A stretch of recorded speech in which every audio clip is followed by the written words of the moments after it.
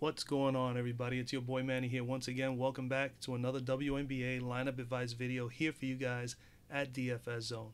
And before I get started, like always, man, I appreciate you drop a like. And if you have not, as of yet, subscribe to the channel, please do so down below. And do not forget to turn on those post notifications, very important, so this way you don't miss any of my new uploads or live shows. With that being said, today is Wednesday, August 15th. 2018. We have a two-game slate in the WNBA. We have Washington at Indy and New York visiting Las Vegas. Implied totals, we're going to get right to it. Washington and Indianapolis. We have implied totals of 163.5 with Washington on the road favored by 10. Washington comes in, they're the third seed, 20-11. They're 9-6 on the road, and they have won 5 straight games. They are playing fantastic basketball at the moment. Indianapolis is coming in. They are 5-26. They're dead last in the league, 2-13 at home. And over the course of the last 5 games, they're 2-3 with a 3-game losing streak. These teams have played each other twice. They were very early on in the year, but I don't think that's going to make a difference. They played on the 20th and the 24th of May. And Washington did win both of those games. In those 2 games, statistics accumulated by both teams against one another. Indiana gave up 52 points up front to the front court of Washington and 35.5 points to the guards. Washington gave up to Indianapolis 47.5 points to the front court and 32 points in the backcourt. As far as an average during the course of the 2 games.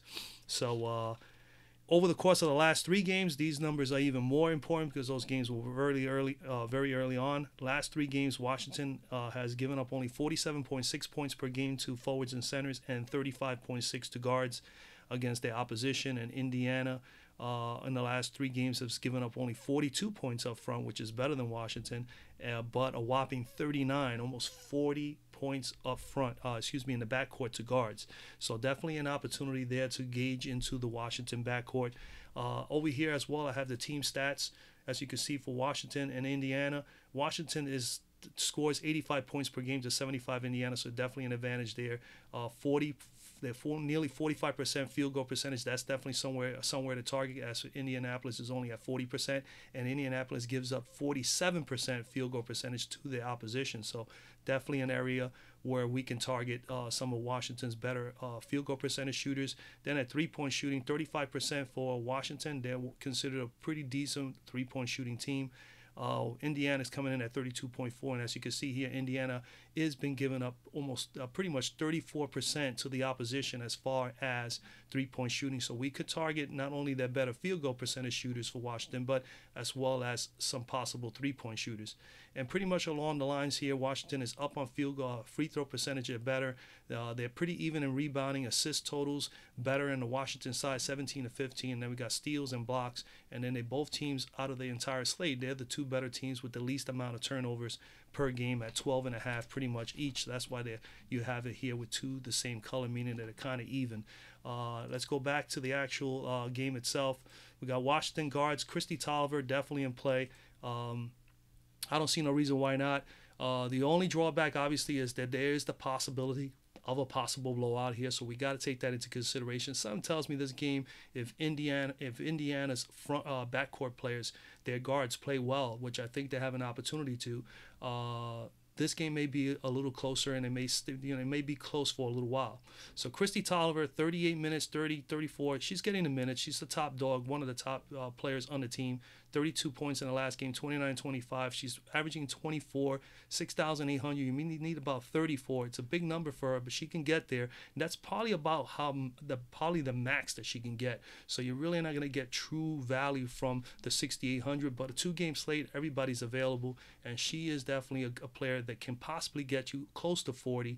But not on every given night, not on any night. So that makes it difficult there. But she can get you 30 to 35, and she's averaging 24, 25, and she's been doing that. 32 here, 29, 25. So I think she's in a good spot. I think she can definitely get you 30 to 35. Against Indiana, well, we don't have those stats here. I have to go here because they don't show the whole thing on Fanduel. But on guards, real quickly, Tolliver, against Indiana way early on in the year. Remember, they played in the first week of the season. She put up 18 in 28 minutes and then 21 in 28 minutes. So not great games, 3 of 8 and 6 of 11 shooting. She did take a decent amount of shots in game one, not so much in the second shot. But these teams are so much different now. Christy Tolliver and Washington, a 5-game win streak. They're the third best team in the league. They're playing really, really well right now. I expect Christy Tolliver to have a good game. So I definitely think she is someone that you can consider. Definitely a big blow for them to not have Double A playing. Ariel Atkins is out with that hip injury, with the contusion. So she's one of their top 3-point shooters. She one of the top rookies that plays. In the slate as far as rookies are concerned, she's one of the top ones here as well. So it's definitely a loss there, but an opportunity for Tolliver to get a few more additional minutes, as well as Natasha Cloud. There's always going to be found value somewhere, and I think this is the area that you could definitely consider some value coming in. You got so Natasha Cloud, to me, I think is someone you could definitely consider. 6,500, you need about 32, and it's quite a bit for her as well. But again, 29 and 34. She's played well in 2 out of the last 3. She's averaging 21, and she's been crushing, at least hitting 21 or better in 4 straight games. And as long as she gets anywhere between 20, I would say 25 to 30 minutes, I think she'll be all right. She gets more than that, that'll be even better. She was not on this team. She was not probably playing earlier in the year against Indiana. We'll take a quick look and see what she do against Indiana back on the 24th. She did 18 on the 24th. And 10 pretty much an 11 spot in game 1 for only 15 minutes and 25 minutes respectively. She wasn't really an integral part of the offense then, but she is so more now. And not only that, with the injury to Double A, obviously Natasha Cloud should get some additional minutes here, guys, today. Natasha Cloud in play. Erica Wheeler, not on her, 6,300. I would prefer Natasha Cloud and pay $200 more for her. She brings obviously the 3-point advantage. Field goal percentage is good. So I kind of like her a little bit more. Wheeler's a little bit more of a streaky player, but she has been playing well. I think the true value for Indiana, and I like some of the Indiana backcourt players today. I kind of like Kelsey Mitchell and Victoria Vivians, even though Vivians plays the 3. I think Vivians and Mitchell are 2 that I'm really eyeing here. Again, I'm going to look at all this. I'm just telling you what I think are the best possible plays off the bat right now. But I think after I do my due diligence, I'll know later on for the live show. Remember, we will be live at 6 o'clock, so stay tuned for that. I'll let you know what are the best possible plays, then in my opinion, as well as what may be the best team stacks, game stacks, or value plays. So tune in at 6 o'clock. All right, so Tiffany Mitchell, definitely someone I'm considering at 5,700. I'm considering Kelsey Mitchell and Victoria Vivians. I think 2 out of these 3 girls are probably players that I'm going to definitely target myself. I kind of like Kelsey Mitchell and Victoria Vivians more simply because they take more shots, and they actually are pretty decent 3-point shooters. Coming in, Vivians is shooting 40% from the floor, taking about 7 shots a game, and she takes about 5 threes a game, and she's averaging 41% there. So she's averaging pretty much 40 to 41% from both areas. And then you got Kelsey Mitchell. She's taking 6 threes a game, averaging 34%, a little lower than Vivians, but she's also taking 12 shots from the floor and putting that up at 35%. She's starting to get a little bit better with her field goal percentage there as of late. So Kelsey Mitchell and Victoria Vivians are definitely 2 to eye in, and I would not be at all opposed to, or even for myself, to take both of them in a team stack. Okay, and this game here is probably the best game out of the 2 to actually have a game stack, folks. So definitely keep that in consideration as well. I will discuss that more further in the live show later. Cappy Pondexter, Cappy is definitely in play. I'm not on her today. I kind of favor Vivians and Mitchell because of all the upside they have as far as GPP is concerned. But she may be someone to consider. I'll let you know a little bit more later if I think she may be of some value to you guys. Monique Curry, definitely someone to consider here today, especially knowing that there's no Double A, even though Double A plays the 3. And that should give Monique a little bit more time on the floor. And I would not be surprised if any of these 2 girls here, Ruffin Pratt or Kimbrough, may get some minutes as well. I don't think so. I think it'll be Curry who'll get the most minutes. And then I think the next minutes will come out of Powers. All right, we go to the front court. Elena Delle Donne, definitely in play. All right, Delle Donne, 8,600. You need about 43 or so. She's at 39. And we know that she can get there. She hasn't quite hit 43 in 4 straight games. But we know she has 50-point upside. And the last time she played this team, she put up, I believe she put a 41 and a 30 somewhat. Let's double check if my memory serves me right, because I didn't jot it down. 41 in the last game in 32 minutes. Took 17 shots, total of 20 shots, hit 2 or 3 from 3. And then in game 1, she put up 30 minutes, 31 fantasy points, more than 1 fantasy point permitted, but she missed a lot of shots. She was definitely off that night, 5 of 18 from the floor and 1 of 5 from 3. She took up 23 shots that day. If she, again, she's on average of taking 16, 17, 15 shots a game. If she takes 20 to 22 today, I would believe she's going to put up some nice numbers. So Elena Delle Donne definitely in play, hands down, okay? Latoya Sanders, and also Delle Donne plays well on the road and at home. And then she's playing a weaker team, so as opposed to a more talented team, I think she's going to definitely be in a good spot. Latoya Sanders definitely in play as well. She is $800 cheaper. If you don't want to go to Delle Donne and you might want to target someone over here in the New York-Las Vegas game as far as up front, then you fade Delle Donne and you take a Latoya Sanders. She's going to be solid here. These two girls are more athletic. Latoya Sanders is a physical specimen, even though she's very thin. She is physical under the boards. She plays really hard. As you can see, she rebounds. She definitely dishes the ball, and she's a defender, man. She gets some blocks and steals on a regular basis. She is pretty consistent there. She's averaging 26 on average at 7,800. It's pretty hefty for her. But again, it's a 2-game slate. Anything can happen. Everybody's in play. 7,800. You need about 38, and she can get you there. She can get close to 38. I think that's a high number for her, but I think she's going to definitely smash her fantasy points per game average of 26, which she has done already 4 games in a row. So she is good for at least over that 26. I definitely think she's going to get 30 or better. And I will not be surprised if she gets close to 40, but it's going to be tough. But I think if Delle Donne and her, between the tandem of them two, you should be definitely pretty good if you decide to pair them up or just utilize one of the two. I think that you will be okay with either one of those choices. Coming down here, then comes Candice Dupree and Natalie Achanwa for Indiana. Yeah, their prices. I mean, why not take a look at Natalie Achanwa and Candice Dupree? Dupree against Washington. We're going to take a look here because I didn't look at her last night. And where is she? Candice Dupree. And let's take a look and see what did she do with Washington back in May, if she even played.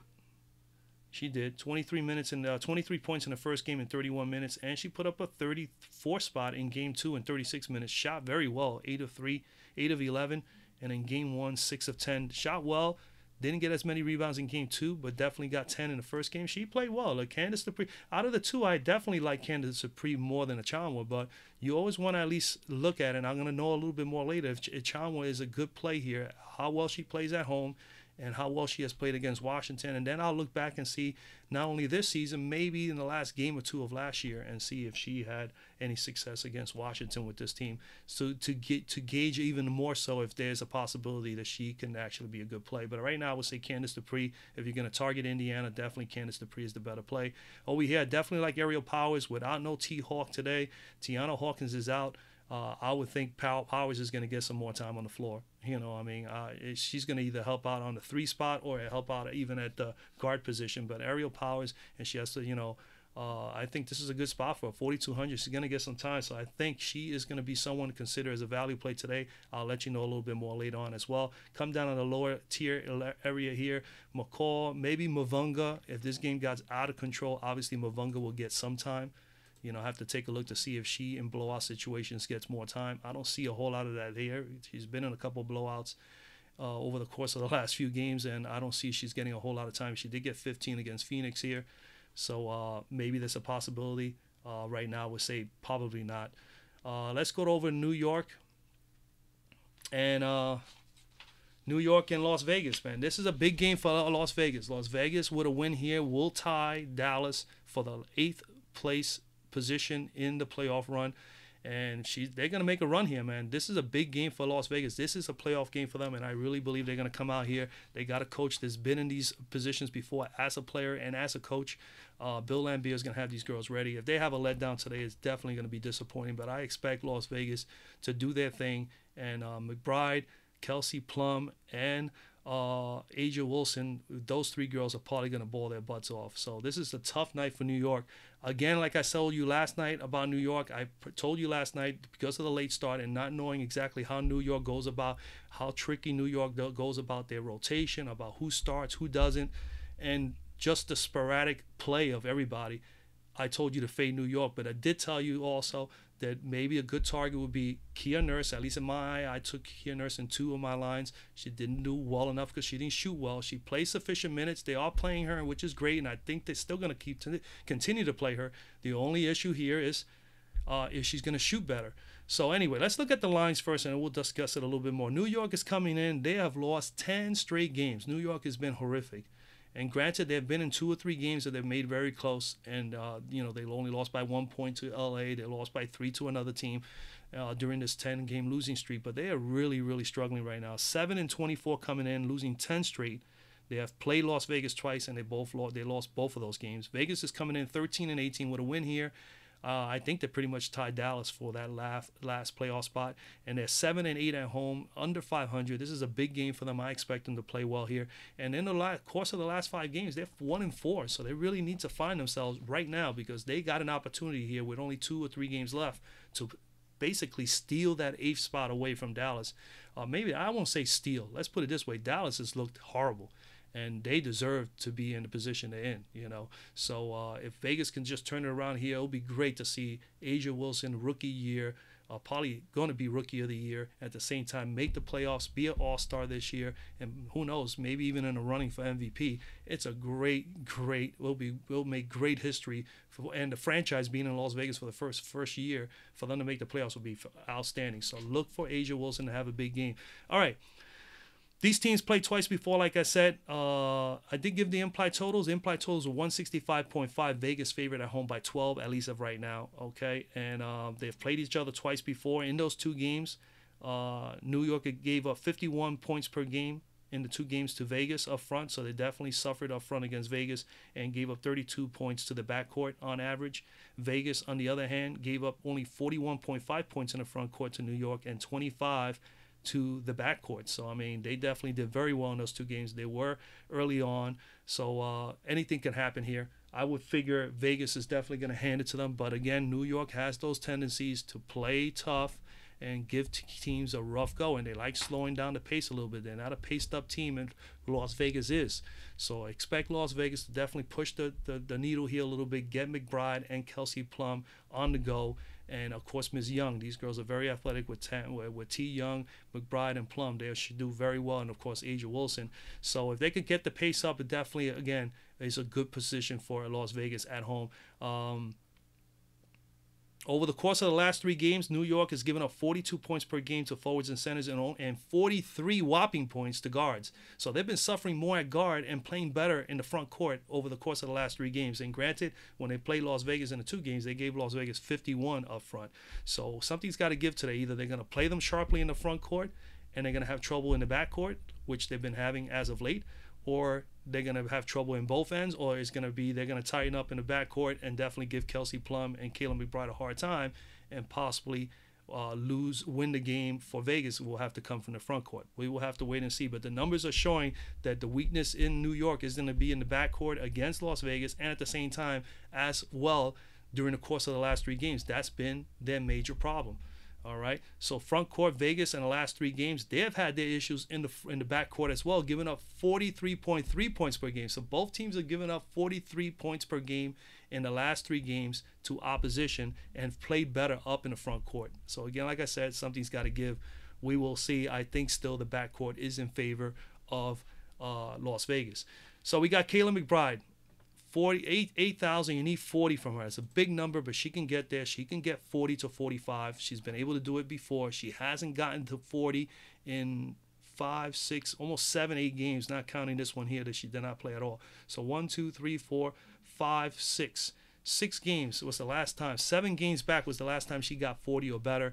But again, big matchup, a game that they need a win. Let's see what she's done against New York. She did put up 37 in 33 minutes the last game, and then game 1, 25 and 26 minutes. So basically 1 fantasy point per minute or better between the 2 games. That's more in her range. She's at 30 or better, and she's had 30 or better at least 3 out of the last 4 games, 4 out of the last 4 games, pretty much 5 out of the last 7 games if you want to go even further back. So she's good for 30 or better. Okay, so she can get you 6x, and she has the potential to get you 8. In a matchup like this, I do like her here. I think she'll get 30 to 35. This is a big game for her. She's going to take a lot of shots. Definitely like her there as well. When we look over here at the team stats, sorry, I didn't go over the team stats. So you can see that's an area of concern for me is the three-point shooting. New York gives up to the opponent 35% from three. So I already indicated here we should be targeting McBride, who shoots 39% from three, and Plum at 46%. They are their best two three-point shooters, and they're the ones that take the most shots. So we're really not looking at anybody else other than them two girls. And then, so that's an area to target that I saw, as well as the turnover ratio. So definitely those are the areas I'm going to be looking at when I do my due diligence. Kelsey Plum, if you don't want to pay for Kayla, Kelsey Plum, I think one of the two is going to have a good game, and I would not be surprised if both of them come off. Obviously, McBride has a little bit more upside, and Kelsey Plum is capable of getting you 30 or better. She is averaging 19.4, and this number is an outstanding, it's just an outlandish big number for Kelsey Plum, 7,300 on Fanduel. But again, 2-game slate, anything can happen. You could possibly fade her here. I think there's a lot of nice guard play and opportunity in the first game as opposed to this game. So, but again, if you're targeting this game, she is definitely pretty solid, at least in my eyes. Against New York, she did put up only 8 in the last game and 11 in the first game, and that's due to the fact that she was not really playing the minutes that she's playing now. I mean, right now, she is really much involved in this offense. She's really come on her own, and we know, and we've said it before here on DFS Zone, I've told you guys, she was a #1 pick last year, and she was also a top collegiate scorer. So she's a girl that can score. She's starting to find her own, finally has fit in well with this group, and now they realize, hey, you know what, we got something good here in this backcourt. These are two deadly girls back here, especially at three, shooting threes. So I definitely like her here, man. I'm willing to take a stab at her. Kelsey Plum, McBride, either one, you're good to go. Brittany Boyd, too many turnovers. She doesn't score a whole lot of points for 6,200. Her number has been coming down a little bit, as you can see. So I'm not on Boyd. She commits too many turnovers. Like I said, she had 4 last night. I think she has 3 on average. Same thing with Bria Hartley, but she has a little bit more upside. She is definitely someone who can score. So she's actually $400 cheaper. If you wanted to come down to Miss Hartley, you can do that. I'm not on T. Young, but T. Young could be a possible dangerous play here. And I will know a little bit more later on if she is someone that definitely we should consider. But I definitely love the two girls up front. And T. Young doesn't play a whole lot of backcourt. She plays mostly 3 and 4, on that pace game for Las Vegas. All right, down here at the bottom, I'm not on Rogers. These girls, Rogers had 4 turnovers last night as well. It's just you never know. I'm still on Kia Nurse, 4,600. She's $200 more. Granted, she had a horrible game last night. She took 17 shots last night, 6 from 3 and 11 from the floor, and she shot 4 of 17. It was a horrible night. 7 points, 3 rebounds, 4 assists, 1 block. But if she would have buried 6 or 7 of those shots, she would have had a much more better night. And that's and she played 33 plus minutes.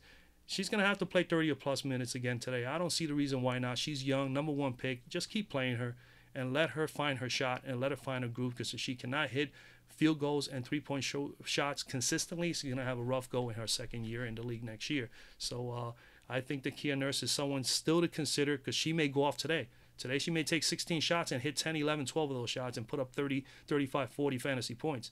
So she still has that upside. So I'm still willing to at least risk myself taking a stab at her. Down here, nobody else here on the bottom half.